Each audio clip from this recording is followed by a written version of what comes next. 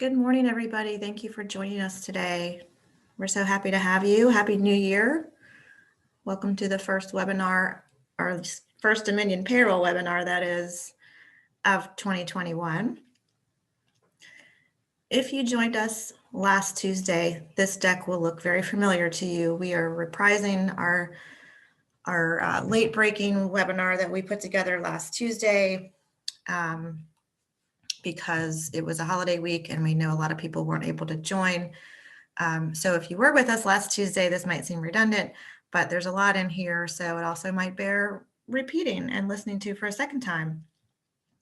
If you were not with us last Tuesday, you will see that there's a lot of information in here that we know about the act, but there are some things we just don't know yet. So I wanted to put that out there right up at the top of the program here. There are some things we just don't know, and we'll do our very best to answer your questions. And if we can't, then we'll try and research and follow up in terms of, things that might be additional guidance that might be coming from the IRS or Treasury or DOL. So bear with us. There's a lot of information. Some of it's complicated. We'll do our very best to try and simplify it for you. And then I will say also that we have posted some really helpful PDFs on our COVID-19 resource page. At the very top of the info page, you'll see PDFs that detail and give examples. And there Angie is sharing her screen. Thank you, Angie. For each of these programs, employer deferral of payroll taxes, both for employer and employee, which, as you might recall, was something that was available in 2020, FFCRA tax credit extension into 2021, retroactive employee retention credit, or the ERC, which we'll talk about a little bit today, the employee retention tax credit expansion. So that's something that was part of the new act. And that's going to go into 2021. And then, of course, our favorite loan, the PPP loan. There's a document about 2020 and then a document about 2021 because there's another round coming. So those are really great expansions of what we're going to talk about today. They also have really great examples and scenarios in there. Our colleague Tracy worked really hard on those before she went on vacation. She's on vacation this week. So we're going to do our best to fill in for her because she is definitely our main source of knowledge for a lot of these programs. So bear with us. Thanks for joining us. I do have Angie Trapp and Kevin Wilson with me today. My name is Leslie Bruno. And as always, we would love to have your questions submitted via the Q&A section of our screen as opposed to chat. That will allow us to record these questions going forward. And then that said, we will have this presentation, both the slides and the recording, up on our website by close of business today. So if you aren't able to attend for the entire time or you'd like to download it for additional listening, it will be at dominionpayroll.com. Click on the COVID-19 bar at the top, and it will be there by close of business today. So without further ado, I'm going to hand it over to my friend Kevin. Kevin, welcome back. Kevin was on vacation last week. Welcome back, Kevin. Hey, friend. How you doing, Leslie? I'm well. We missed you. Yeah, this legislation like this is the gift that I get for taking a week off of work. Haha, that's right. Never go away again. That's right. Or do go away. Yeah, I mean, hey, we all, many of us are likely looking at a little bit more scratch in our pocket, so that's a good thing. Yep, for sure. Yeah, let's dive right in. Full disclosure, like so many of us, I've started a fairly restrictive diet to try and tackle January better than December. So if I seem edgy or angry with any of your questions, it's just the cucumber slices and almonds that I had for breakfast rather than any anger that I have towards this legislation. Oh my gosh. Are you also giving up caffeine or no? Oh, hell no. Okay. All right. Making sure. Good for you. Not when you work in this field. You cannot give up caffeine at the end of the year. No go. No. Absolutely. Yeah. We'll try this dry January thing for as long as it sticks, and you know, but just trying to make some healthy choices. Good for you. All right. Well, let's dive in. I will admit that I've been playing catch up and just trying to understand the finer points. A lot of the broad strokes of what this bill was going to be. We knew, we've been reporting on for the past several weeks, and it's been a lot of sort of a ping pong ball watching it go between the Senate and the House, and the White House would occasionally step in. But we now know, and I think folks are already beginning to receive some of the money, that there is a second direct stimulus going out to the American people. Individuals will be getting $600, a one-time payment to married or joint filers of $1,200, and then $600 for each additional dependent age 16 and under. I think this was a bit of an equivocating point for Republicans in the Senate. They didn't want ostensibly to extend money to people who were eligible to be working.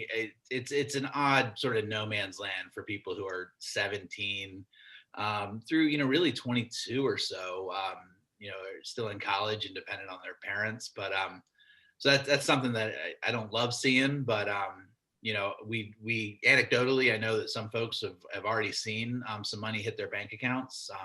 Certainly folks that had already given their direct deposit info to the IRS on that first check way back when, in 2020, that's going to be the easiest way.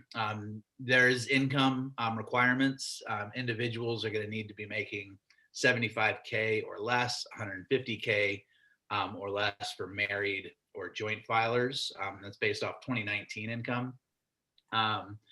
And then as you get above those thresholds, the amount of your payment will be reduced by $5 for every $100 of that adjusted gross income that you'll see on your tax return until it reduces it to zero. And that happens fairly quickly. I think it's if you're at $110,000, $120,000, that might even be too generous. You're not going to see any of this stimulus money. Okay, so that's that was sort of the big headline that we're seeing all over the news. Everybody wants to know about cash payments going direct into your bank account, keeping food on the table and the lights on. For so many of the folks, on these webinars, we know that the PPP loan program has been near and dear to our hearts. It's something that it specifically runs through payroll, so this is something that we sort of pride ourselves on being experts on, and we're learning, and we've got 9 months under our belt of dealing with this, and so let's take a look at what this new PPP loan program, or rather second round, is going to look like. So at the end of 2020, there remained something like $140 billion in the PPP loan program, and that was just sort of sitting there in a bucket. And in this new bit of legislation, Congress went ahead and allocated an additional $285 billion. So that's a tremendous amount of money, and it really is directed at keeping people on payroll and supporting small and mid-sized businesses around the country. If you obtained an initial PPP loan, you will most likely be able to qualify for a second round of loans.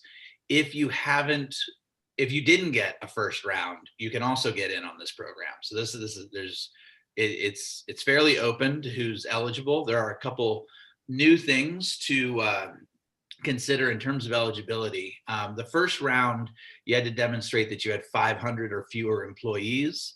In this round, it's only open to 300 and fewer employees. The same restrictions, or the same accommodations rather, for multiple location restaurants exist. So if you have multiple locations with 100 people or 301 people at each restaurant, 300 or fewer at each restaurant, you should be able to apply for the second round.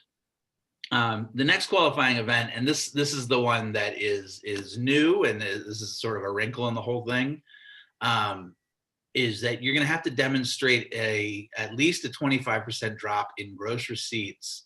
And this is going to be during any of the quarters, first quarter, second, third, or fourth quarter in 2020, and that's going to be compared directly against that comparable quarter in 2019. And right now, the information that, as we understand it, is that that's first quarter. It's January, February, and March. You can't do February, March, April. You can't just pick a 3-month period. It's going to have to be restricted to one of the quarters of the year, the sort of generally accepted timeline. The new act, it does cap these loans at $2 million. And a couple things that are specific in here that I think are important. About $10 billion was set aside for employers with 10 or fewer employees. It's not that you'll be drawn from a different program. It's just that money is set aside specifically to help, particularly small borrowers. There's also $12 billion set aside specifically for minority-owned businesses. If we're going back real quick to and I think we cover this on the next slide, but we'll talk about the taxable nature of these loans. And there's a positive development in terms of what this legislation says. Yeah, perfect. So our original understanding was that, and the language that was in the CARES Act that goes back months now, was that money that you received in PPP loans, if you were using it for traditionally deductible expenses, it wasn't going to be deductible. And that was a real pain in the butt, frankly, for everybody who's trying to run their businesses, and they have been operating in a way where they could deduct certain expenses from their taxable income for their business. And then if they used PPP funds for it, they weren't eligible. Well, the new language in this law says that, and we expect that deductible expenses, whether from PPP funds, they will be normally tax deductible. So that's a welcome change, something that is clarification and well, change, frankly, that we have been waiting on.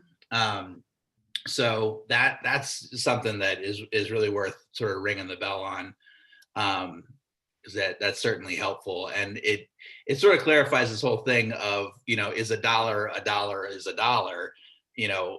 All right, yes, I'm using PPP funds and I do want to get them forgiven, but should I use $1 from another part of the bank account to pay for tax deductible things? And it really was just sort of turning into an accounting and logistical nightmare. And so we're really happy to see that this change was put into the new legislation. All right, so this is great, and this is something that we've seen through this whole legislative process as SBA and the IRS have come out with newer and better guidance, and also newer and better applications. For folks that have received less than $150,000 in PPP loans in that first round, you're now only going to have to submit a 1-page application for forgiveness. All the same rules will apply. We certainly suggest, just because we really don't want anybody ending up on the wrong end of an audit or not having all your info available, go ahead and treat yourself to an afternoon or an evening with the long application, and just making sure that you have all your ducks in a row, and then utilize the short application. Go ahead and get that in. And that should sort of simplify the whole process for you. But if there are any hiccups or questions, you'll be able to come back to all of your resources, all of your documentation and reporting. So yeah, all right, next slide. Now, the employee retention credit, Angie, I think you're going to jump in on this. Do you want to take over on this slide? Sure. All right. PPP borrowers are now eligible to go back and claim the ERC for 2020, beginning on March 12th of 2020.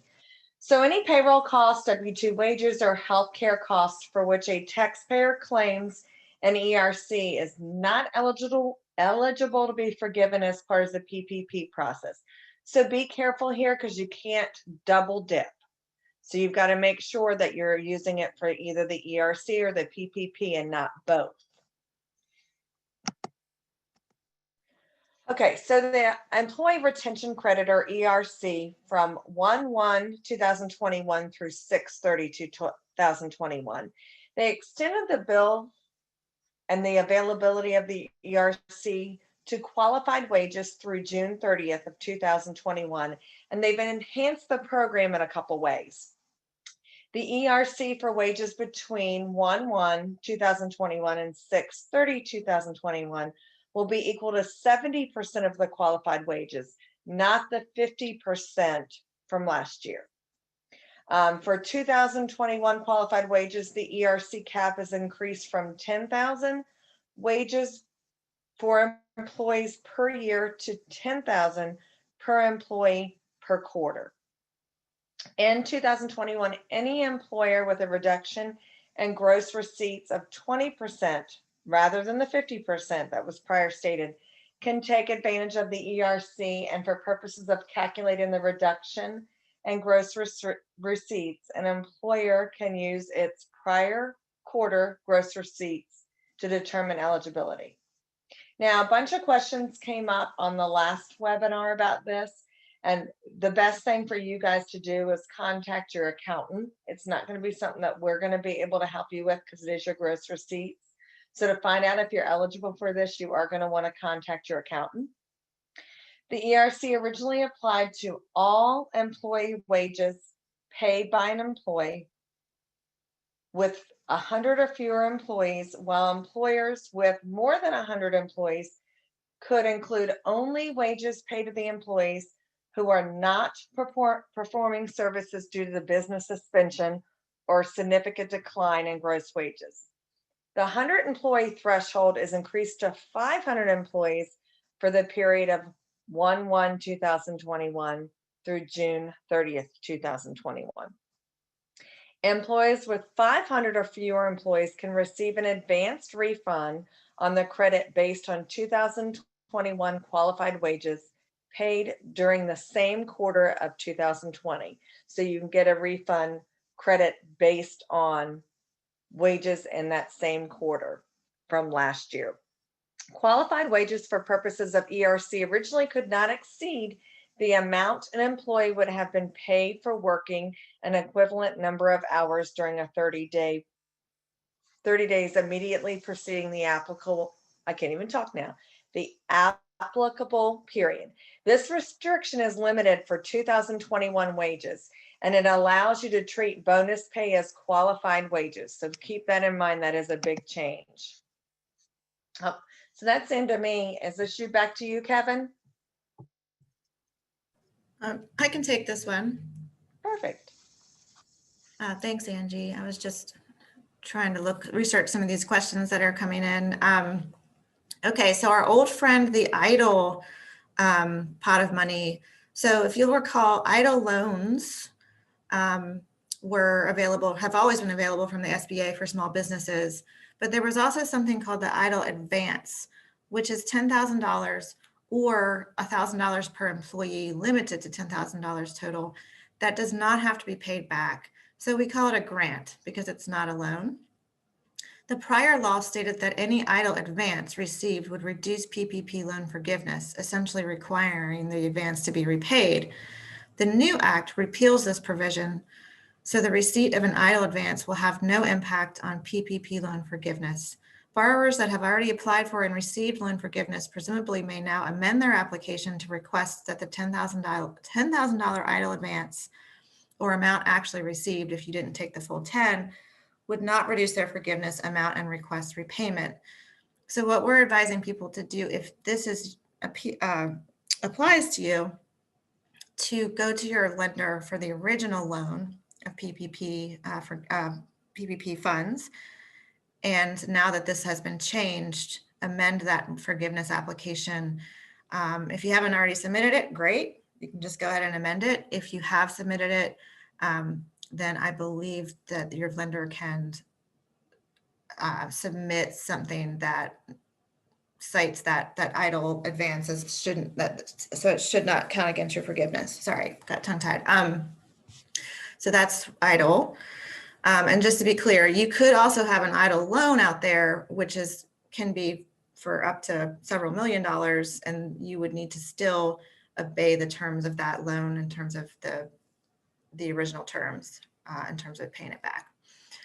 FFCRA extension. So the Act extended the tax credits for FFCRA paid leaves, but they're no longer mandatory. So your employees are no longer federally entitled to these leaves, but you as the employer are entitled to let them take the leave and have the government pay for it. So it's still there. The terms and conditions are pretty much still the same. It applies to companies with 500 or fewer employees. Full-time, part-time, and seasonal employees are entitled, could take it. They're no longer entitled. And this typically is, emergency paid sick leave is typically taken if someone is sick or has symptoms or awaiting a test or is caring for someone who is sick. They also could take emergency paid sick leave if they're home with children whose school or place of care is closed due to COVID-19. Emergency paid sick leave is up to 80 hours, typically covering 2 work weeks. And that's paid at either 100% or 2/3 of the regular rate of pay, depending on their qualifying reason. That's emergency paid sick leave. Expanded FMLA or EFMLA, if you'll recall, is 12 weeks of leave only for the child care reason, though. No other reason qualifies for EFMLA. And that's 12 weeks at 2/3 of the regular rate of pay with a max of $200 per day. The first 2 weeks being unpaid. And those hours and weeks can be taken intermittently if you have somebody who can work some days and not others, or some hours and not others because they have a child at home. You can work that plan out with them, and then you would track those hours using separate earnings codes so that you can get the real-time dollar for dollar tax credit up to the maximum daily amounts that you see there on the screen. So these are still available. They're just no longer mandatory. So, personally, I would recommend if someone's sick and you can, swing the leave and the government's going to pay for it, go ahead and pay for it. If you'll go back one slide, Angie, I just want to point out something at the bottom real quick. The last sentence here is really important. If an employee has used all or part of their FFCRA hours in 2020, they can still use the balance if they have any left in 2021. So this works kind of like regular FMLA. If they're entitled to the hours no matter what year they're used. They're entitled to hours in 2020. If they didn't use all of them, you could grant them those hours in 2021 through March 31st. You don't have to now, but you can, and they could use the rest of their hours that they have in terms of these leaves if they haven't used them already, and then you would get the tax credit. There's a FFCRA request form on our COVID-19 resources page. There's no official form or anywhere to send this. This is just a form that we came up with to help you document the leave and have the employee sign it and keep it in their file. And then they'll need a doctor's note or email from the superintendent saying that the school district is closed, something like that. So again, the Act said that these leaves are optional. But I say if someone's sick and the virus is still around, which it is, then consider going ahead and extending those in 2021 through March 31st. And because of the carryover in the system, our system looked at it as a calendar year for the hours. So you can look at the accumulators in the system to see what hours they used, but the system won't limit. So because it's a new calendar year, let's say I used 70 of my 80 hours already, you can only put in the 10. If you try to put in more than the 10, it will pay me those. It will not stop it because the limits are set calendar year, not rolling year. Yeah, that's a good point, Angie. So yeah, it's always good I would also well, it might be too late to do this, but to track those hours, just, keep it in a notebook somewhere just to make sure. um, So that if they've only used a partial amount, you'll know what's left over. There's a, And our system has a really good payroll accumulators, and you can look at last year, you can look at the last paycheck of last year on the accumulators, and it shows you what was used. As long as you had the code set up, it'll give you a year-to-date bucket total.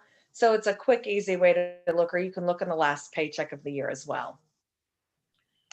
Hey, Leslie, can I just ask you a question for just total clarity purposes? sure.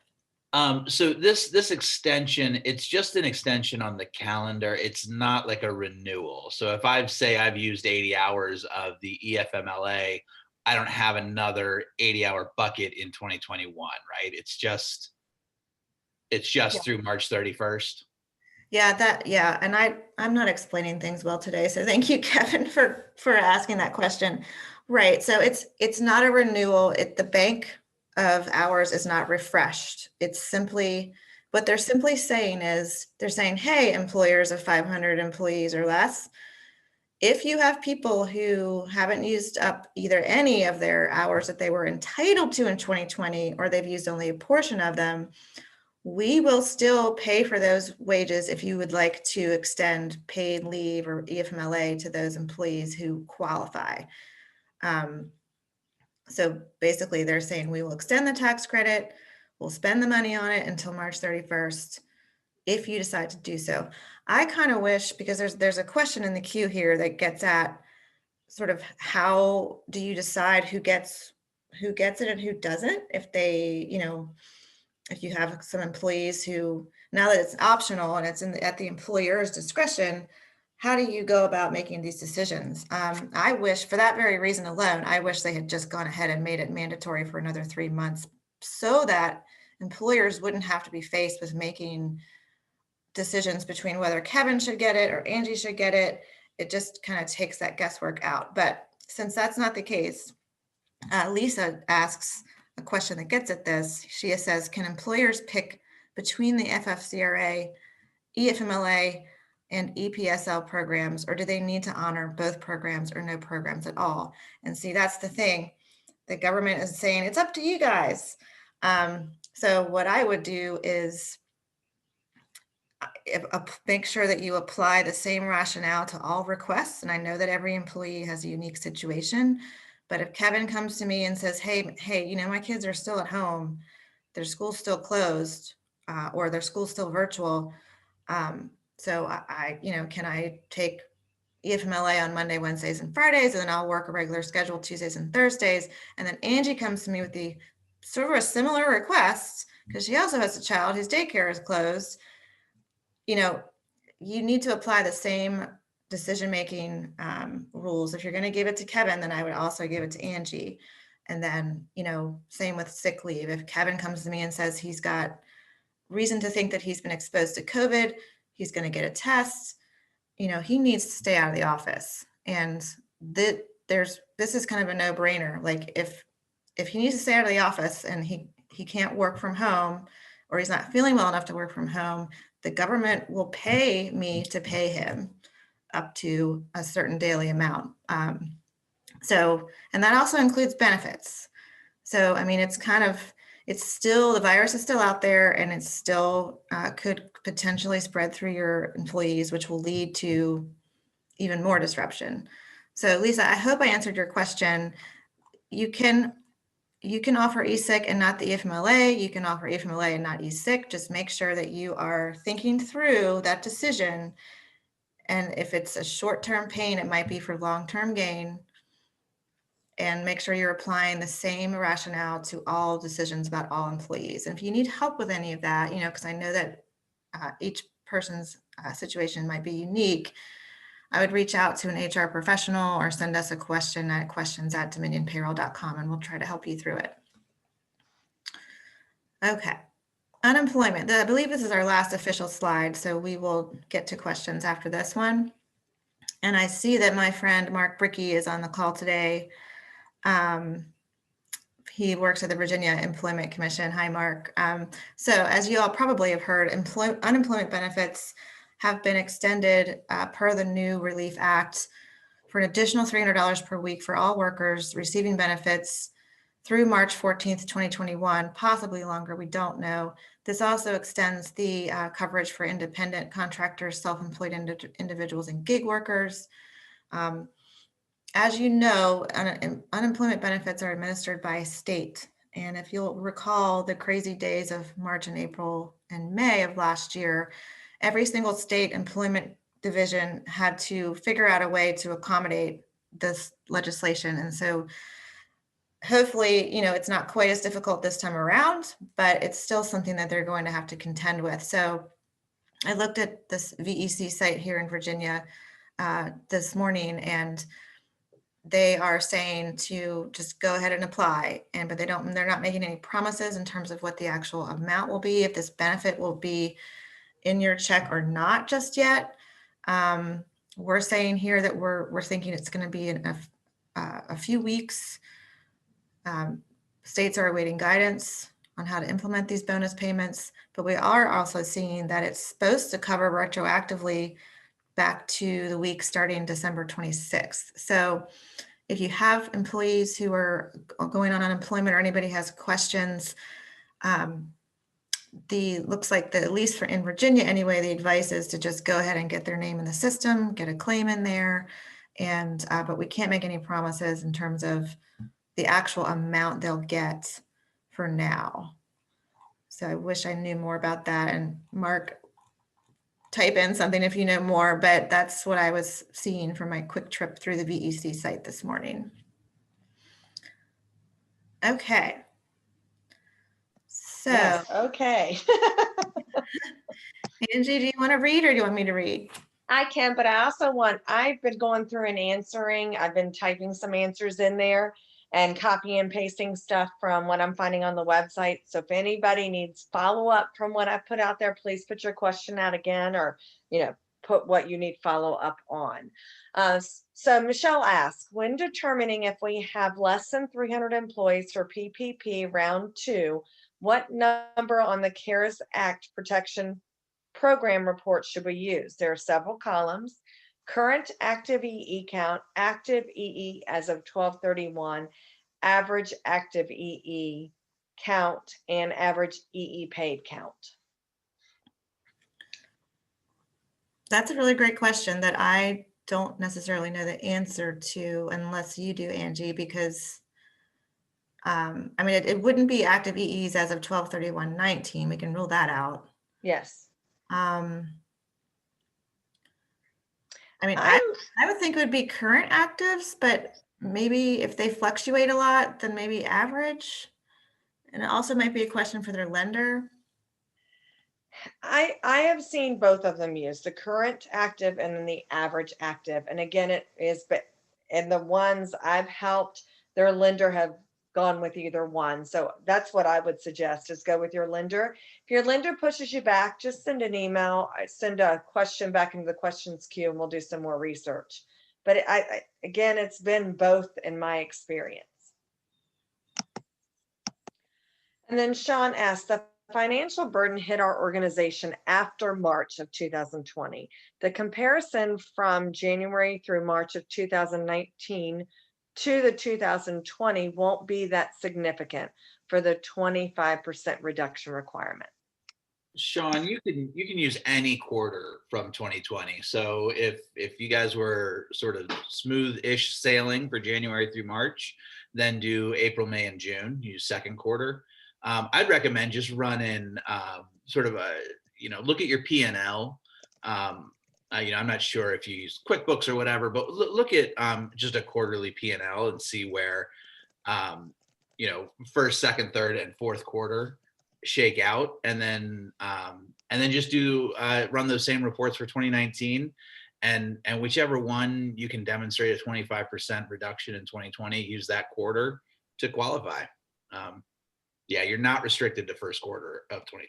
Yeah, because that would rule out a lot of people. Yeah. Mm-hmm. And then, do we know approximately when banks will be accepting applications for second PPP? And is it mandatory or recommended to use the same bank you used for your first PPP? I know the answer to the second part of that. Does anybody know the answer to the first? I think that if history is any sort of guide on this, soon, but we don't have a date. The SBA had 10 days from the legislation passing to get, forms and stuff pushed out. And then banks, they have some leeway. We saw when forgiveness opened up that, some banks, there like forgiveness was allowed to be accepted on, and I'm just picking a date at random, but let's say October 15th. And some banks were like by October 18th, they had their portals opened up, and some it took until November 1st. So there's so many moving pieces here, and there's a lot of money moving around. And the last thing any one of these banks want to do, or you want to end up with, is money that you're getting, taxed on or handling inappropriately or any of that. So I know that we're all eager to get that money into bank accounts and to run your businesses, and you maybe feel like you're hanging on to your last leg. Yeah, sorry, it's a long-winded answer. I would expect, because this is not a brand new process, sooner than later is really the answer. And Angie, I'll just go ahead and take the second question. Perfect. You are not required to use the same bank at all. If you had a good experience with your first lender, go for it. If you're feeling, saucy and you want to use another one, then give it a try. If you had a bad experience, we're not going to make any endorsements or recommendations, but I'd say reach out to other business owners and people in the community. I know a lot of folks had fairly good luck with sort of the smaller and medium-sized community banks, but everybody's experience is sort of unique to their situation and the relationship they have with their lender. Okay. Well, then Michelle says, is there a report we can run to calculate the number of full-time employees we had on an average in 2019, which will help us determine if we were small or a large employer for purposes of ERTC? You can run, when you're out in client reports, so under reporting client reports, there's an FTE by hours report, and then you can also use the payroll protection report, Michelle. When you go to run those, if you have questions on what to pull and where, just send an email into questions@dominionpayroll.com and we'll get back to you. But those reports are out under client reports. And if you change the report category to COVID-19 reporting, you'll see the available reports. And then Michelle also asks, in relation to retroactive application for ERTC to 2020, I tried running the reference report CARES Act retention credit report, less than 100 employees, and I get a blank report with the following. A retention start date is required for this report. The retention start date must be entered. So yes, the report won't run until we have added that start date. And we've got to set you up with the ERTC to be able to retroactive that. So just again, you can send that into customer service at dominionpayroll.com with the date, and they can add that for you. Okay. And then Brittany asks, I just want to make sure I understand correctly in regards to EPTO. If they've already taken 10 days in 2020, they can take another 10 days in 2021 and the company will receive credit for it if we offer till March 31st, 2021. Brittany, yes and no. So if they have taken 10 days in 2020, and the reason for them needing to take more time is childcare related, so their school is closed or the daycare is closed or the babysitter is not available due to COVID, then they have an additional 10 weeks worth of time to take between now and March, if you are willing to extend it, and you will get a tax credit. If they've taken 10 days in 2020 because they were sick or waiting for a test or quarantining or taking care of someone who is sick, then they've already used up all their time, unfortunately. In which case, if that same employee does have an issue with COVID in the first quarter of 2021, I would recommend not letting them come into the office and trying to work out some way to manage whether you offer them, maybe they have PTO, maybe you could do unpaid leave of absence. You could, depending on your employee count, they might be eligible to take FMLA or ADA leave, which is unpaid, but it's job protected. But the important thing to remember is, and again, if I had been in part of the decision-making process for this law, I would not have made it optional because it just makes it so much more confusing. But what hasn't changed is that the virus is still out there. So whether or not the Congress makes this mandatory, you still need to consider if someone's sick, and even if they've used up all their leave, I would try and figure out a way to keep them home and keep them paid if you can. If not, at the very least, keep them home. Okay, and then for PPP, is there a file from payroll form Dominion that I can utilize for calculating the potential loan amount? So, Michael, I'm going to drop a link here from Treasury. This is a slightly older document, but it walks through exactly how to calculate your maximum loan amount by business type. You should see that in the chat. We did have, this is the strange thing about doing the second round of PPP. At one point, we had created a calculator for folks to put in information and get a sort of a fairly accurate ballpark figure of what their loan amount would be. And I think that we'd sort of moved past that whole part of the process and have taken that off our website. I'm digging around right now to see if we do have it maybe buried, but if not, if you send an email to questions@dominionpayroll.com, we'll try and get you a copy of that spreadsheet to help you calculate. And Kevin, if you can't find it, I know I have it because I think Mike was the one who sent it to me. So I think I have it, but I just don't, when I find it, I'll send it to you. I just don't know if it's updated. Because I know there was a reason we pulled it off and I don't remember why. Yeah. Now we're all, it's the snake eating its tail and trying to do this archaeology of information and what's changed and what's the same. And yeah. Okay, so Anna says, I understand that businesses applying for second PPP loan will need to demonstrate at least 25% reduction in revenue between corresponding quarters in 2019 and 2020. The borrower may select the relevant quarter for comparison. We were not in business for part of 2019. I read that special rules apply to borrowers that were not in business for all of 2019. Is there a source to know what other special rules apply?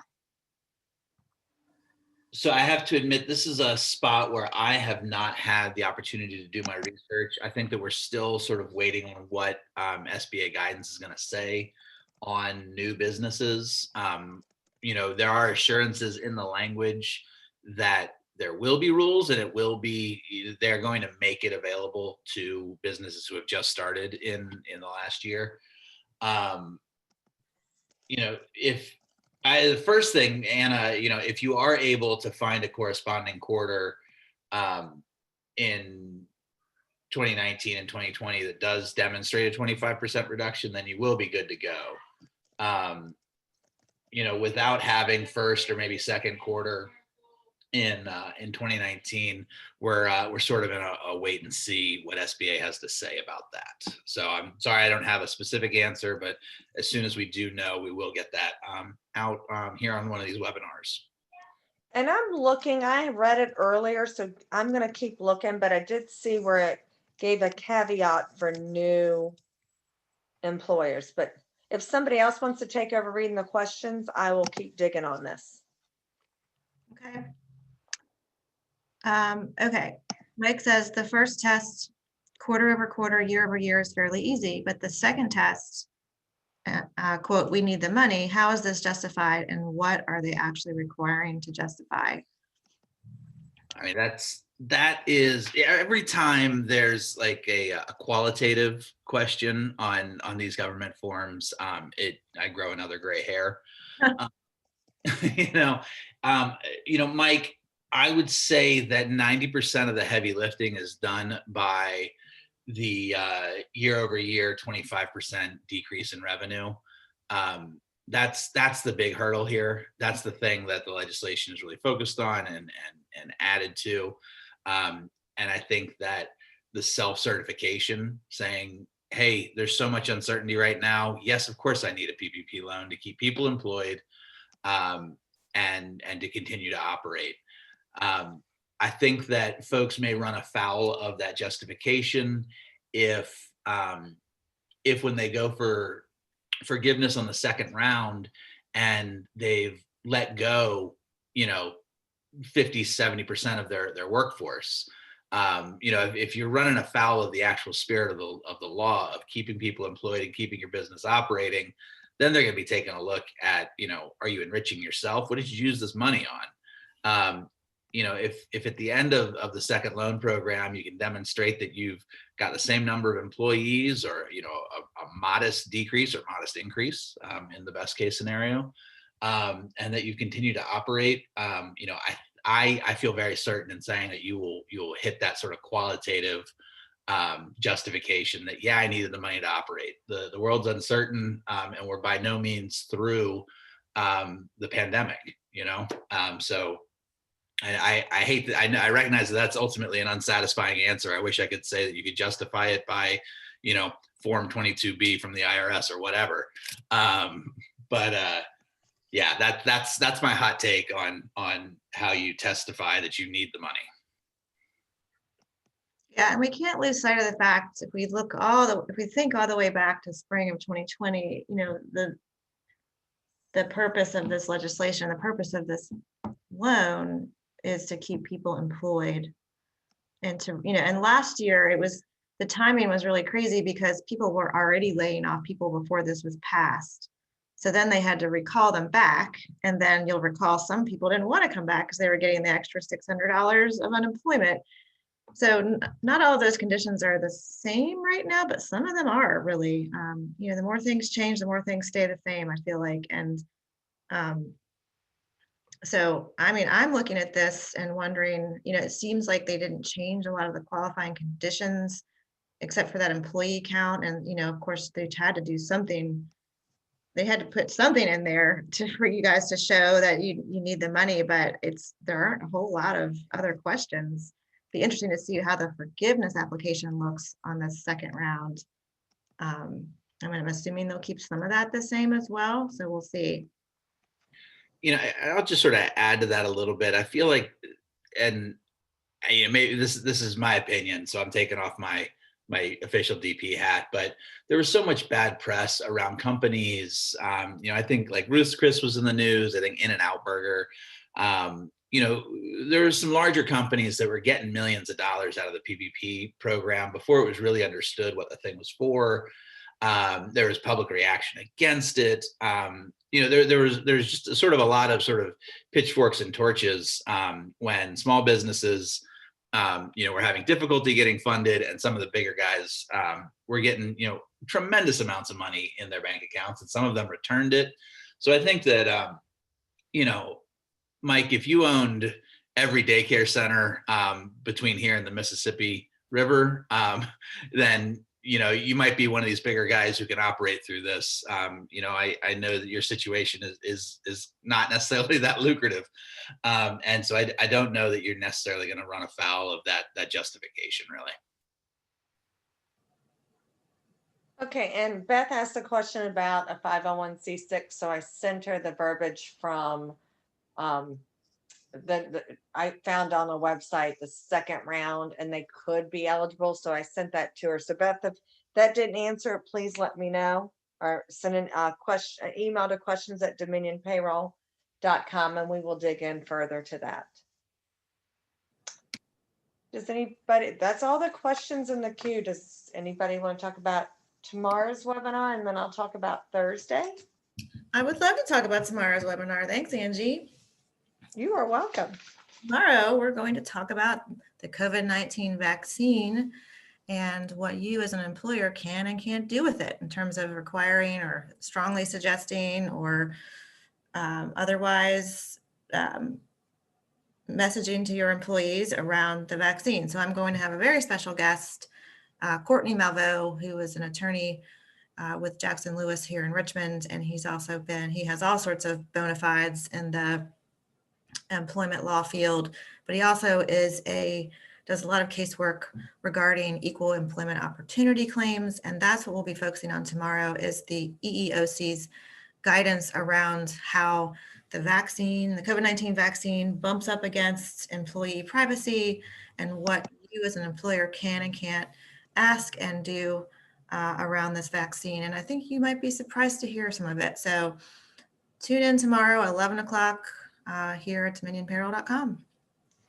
And then on Thursday, we are going to do an overview of iSolved at 11, and we're going to go through the system. It's a high-level overview, but this is good for new clients and existing clients because we're going to show some functionality that you might not have turned on that could help you. And we're also going to, like I said, we're going to dig in from top to bottom. So it's a good webinar. We also have a recording out there. If you can't make tomorrow or Thursday, there is a recording out under resources training, and it's just called iSolved Overview. So that is Thursday at 11.